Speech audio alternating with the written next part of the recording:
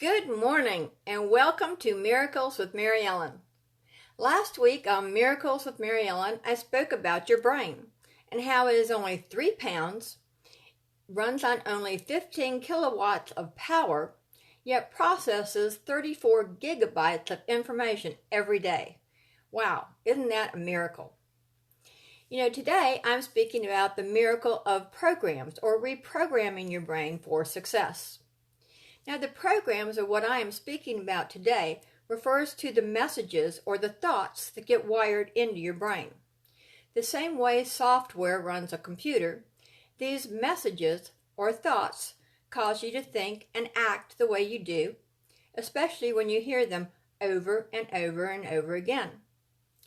Your thoughts are the driving force behind the software you are programming into your brain.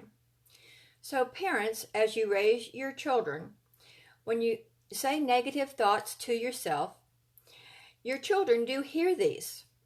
And unfortunately, as humans, we are programmed to hear negative thoughts quicker and grab onto them more powerfully than we hear positive thoughts. I think that's because we're bombarded with so many negative thoughts. So when you say something negative to your child or your spouse, make sure you say something positive, and you can always say a negative phrase in a positive way, such as, don't run in the house, should be, we always walk in the house. That is a positive way to say it. And if you've ever been in a confrontation with your spouse or significant other and said something negative to them, and they go, well, you're always saying negative things to me. And you go, no, I don't. I say positive things all the time. Well, that's because we as humans, our brain, grabs onto the negative and we tend to discard the positive. So if you say something positive to your spouse, your children, or anyone, and you really want them to hear it, make sure you say it over and over and over again. The key to reprogramming your brain is this repetition. Repetition through carefully worded self-talk is the key to your success, or reprogramming, rewiring your brain. This repetition creates all of your habits, tells you who you are, creates your picture for your future success, and causes you to take actions necessary to live out this future success. When you take active control of your mind, you can resolve to refocus from failure or from wasting your time to any amount of success you wish to create in your life. Now, here are some steps for you to follow to reprogram your brain. Number 1 is to decide. Decide what you want in your life right now and in the future. Then focus on it and give your brain direction. It's kind of like when you get in your car and you're going to drive somewhere. Well, if you don't know where you're going, you can't get there. Even when you know where you're going, but you don't know how to get there, you can't do that. So you have to decide what you want, focus on it, visualize it, maybe Google it to see what steps you need to take to get there to your success, and give those thoughts into your brain. Number 2 is to commit. Rid yourself of fear and negative self-doubt. Fear is one of the biggest traps that will keep you stuck. And like the Bible says, the only way out is through. So you have to face your fears head on and go through them. You get rid of things like, I can't, I'm struggling, I'm not good enough, because you are good enough. Commit yourself to overcoming this negativity. Number 3 is to resolve. Direct your mind toward assessing your life as it is now. Look at what is working in your life and what isn't working in your life. You might want to get rid of what isn't working in your life and make sure you learn from it, because any failure you have in your life will repeat itself unless you learn from it. Resolve is about being flexible and finding ways. If you're with a significant other or in your marriage, you want to compromise and say, okay, how can we do this differently so we don't get in an argument? You want to learn from each other. You are mirrors for each other. Number 4 is to adopt empowering beliefs. You may have been brought up with a flawed vision of your future. Now, a flawed vision of life can be things such as, well, all the men in our families get divorced. Your grandfather got divorced, I got divorced, so, your marriage isn't going to work either. That's a flawed vision.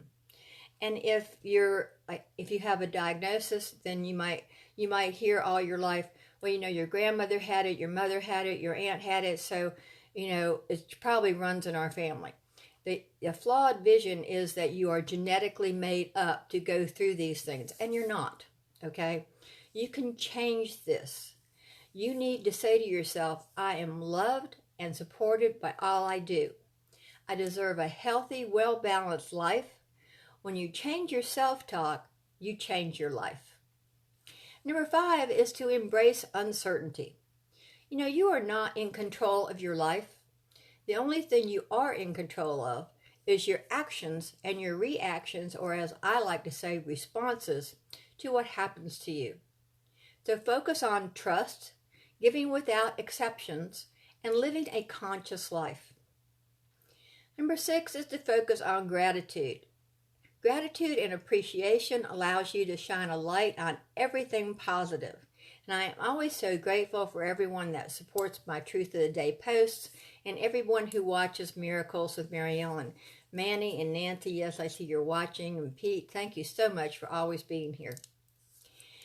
Number 7 is to watch your environment, okay? Limit negative influences.